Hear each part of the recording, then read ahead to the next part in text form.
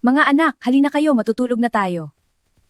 Magdasal muna tayo mga anak bago matulog para bukas may biyaya na ibibigay sa atin ng Panginoon. Pa, tulog na sila. Matulog na din tayo.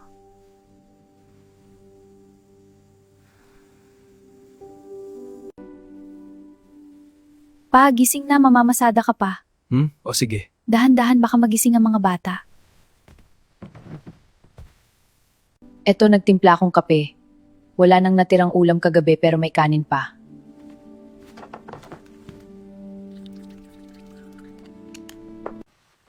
Mapapasadan ako ng pedicab para makabalik din mamaya bago magtanghali.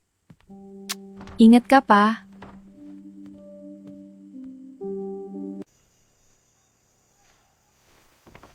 Panginoon, sana maayos ang pasada ng aking asawa at pakiingatan po siya.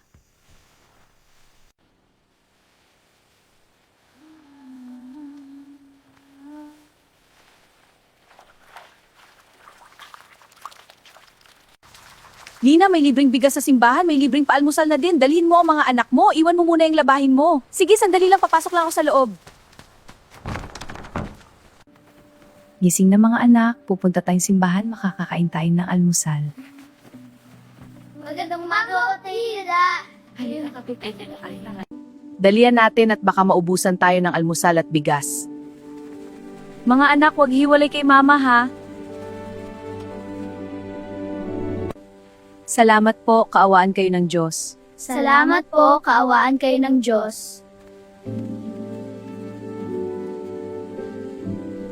Lina, uwi na kami ng anak ko ha.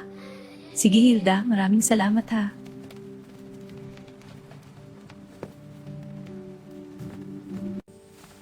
Nakauwi ka na pala pa. Nagpunta lang kami ng simbahan dahil may libreng bigas at almusal. Tatapusin ko muna ang labahin ko pa saka tayo bumili ng ulam. Sige ma, tulungan na kita maglaba para matapos ka agad. Kamusta ang araw mo pa? Okay lang ma, maganda ang pasada ko ngayon. Salamat sa Diyos at maayos ang kita mo ngayon pa. Tapos na ako magsampay pa. Halika na, bili na tayo ng pagkain. Eto ma, 800 pesos. Pasang galing tong pera, imposible sa pagpedicab lang to. Ma, huwag kang mag-alala, wala akong ginawang masama. Bili muna tayo ng makakain ng mga bata, ikukwento ko sa'yo mamaya.